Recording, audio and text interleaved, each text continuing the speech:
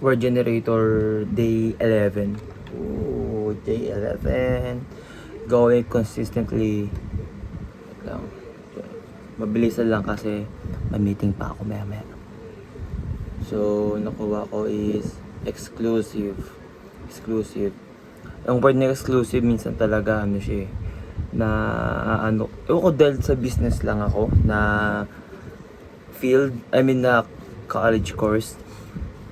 Pero exclusive kasi minsan nakakaba na sila. Yung mga, alam niyo mga premium na subscription, premium na app, premium na software na kailangan mo pa siya bilhin para makuha mo yung full access nito. Napatrip ako sa mga ganun.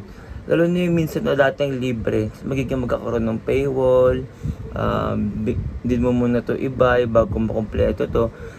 Isa sa mga bad trip ako, yung website na Tezi, yung paggawa ng resume na website. Tezi yata yun na gagawin mo na lahat, talagyan mo na yung birthday mo, ay yung personal details mo, mga na-achieve mo, work experience mo. Tapos sa huli, kailangan mo lang siyang bilhin para ma-export mo siya. 'Di ba?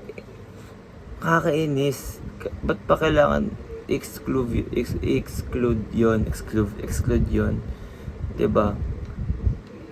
Kunwari, yun yung streaming platform. Dati binibili mo siya, 'di ba? Tsaka dati may physical copy ka kung gusto mo ng CD. Ngayon yung mga streaming platform, yes, naging accessible sila sa ibang lugar. Pero wala kang physical copy, 'di ba? Ay yung ngayon yung Nintendo, 'di ba? Bibili ko ng case pag ng QR code, wala ka talaga physical copy. Tinatanggal nila physical copy, na dapat isang buong product yun, 'di ba? 'Di ba pag bumili ka ng games, may games ka dapat talaga physically, 'di ba? Dapat yung subscription, dapat meron ka nun forever. You own it dapat, 'di ba? Ba't meron ka nun? Ba't in-exclude nila yung authority, yung ownership ng physical na bagay? Yun yung ayoko sa practices ngayon ng mga business 'di ba? Ginagawa nitong exclusive, 'di ba? Una, freemium muna. Yung freemium yung libre sa una, 'di ba? Yun yung freemium Tapos maya kailangan mo ng bayad para maging premium. Parang laging tease, 'di ba? Yung mga ChatGPT, Gemini, oo, guess ko, powerful silang tool. Pero ba't kailangan pa nila ng mas mataas tapos babayaran nila yon? May wall 'di ba? In-exclude nila yung magandang bagay sa iyo. Iinis ako sa mga ganung bagay. Dumating na tayo sa digital age na parang we buy something and we don't own it, 'di ba?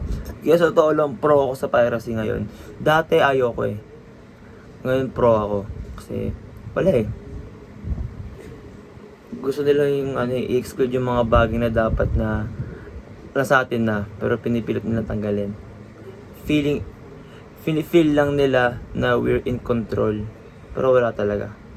Ayun lang.